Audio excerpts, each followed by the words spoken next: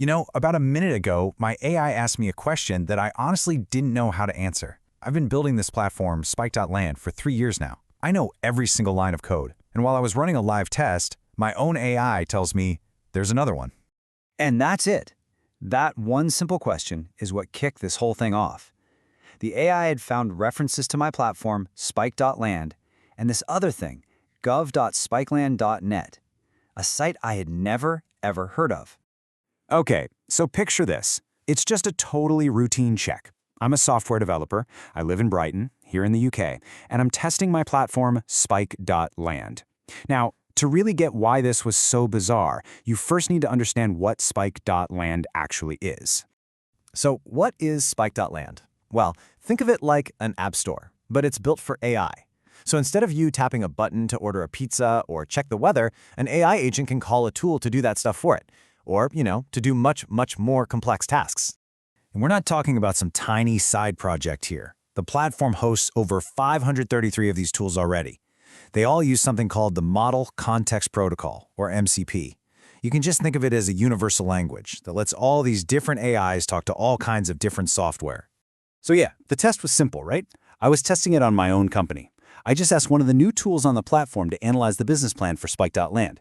And that's when it comes back and asks me to clarify which Spikeland I'm talking about, because it found this other entity, gov.spikeland.net. So naturally, I had to know what this thing was. I immediately popped open a new browser tab, typed in the address, and what I found was definitely not what I was expecting. Yeah, this was not some competitor, not another tech startup. It was a self-declared sovereign nation, an actual, real micronation, with this incredibly formal, official-looking website. And it just gets weirder. Look at this. It's located in Brighton, my city. It has a population of exactly 1. Its entire territory, 10.2 square meters. That is literally smaller than a parking spot. And the motto? Behind Spike's door. At this point, the coincidences are just piling up. We've got a nearly identical name in the exact same city. And get this? It also runs on Cloudflare, the exact same tech stack I use for my platform. But here's the real mind-blower. It was created back in 2021, a whole year before I even started my Spike.land. Okay, at this point, this mystery was just too good to let go, so I did what any developer would do. I used my own tools to solve it. I spun up 18 parallel AI agents to go and find the Prince of Spikeland. So the first agent to report back, the who is lookup. And nothing.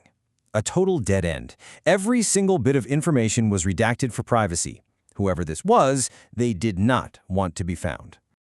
But then, the other agents started to get hits. One found a Google token, which proved a real person was behind this. Another found an active staging site, so it was still being worked on.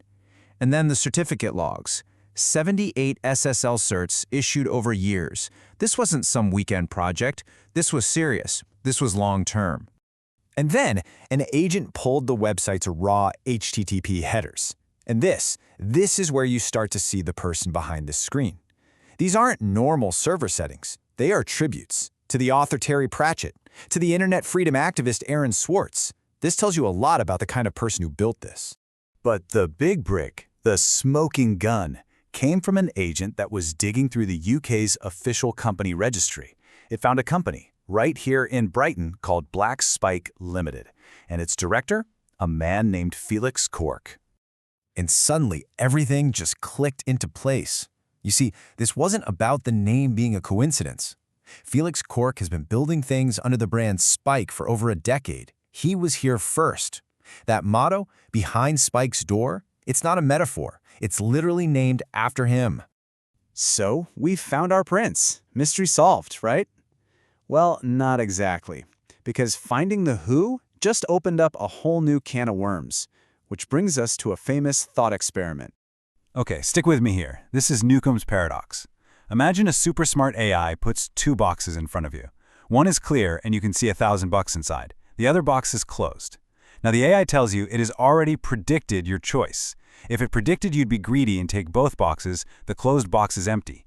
But if it predicted you would only take the one closed box, it put $1 million inside. So, what do? The puzzle makes you question if your choice is even free or if it was already determined by who you are. So why am I telling you about a weird philosophy puzzle? Because of this. 16. That's how many days are left before the spikeland.net domain, the micronation's home, expires.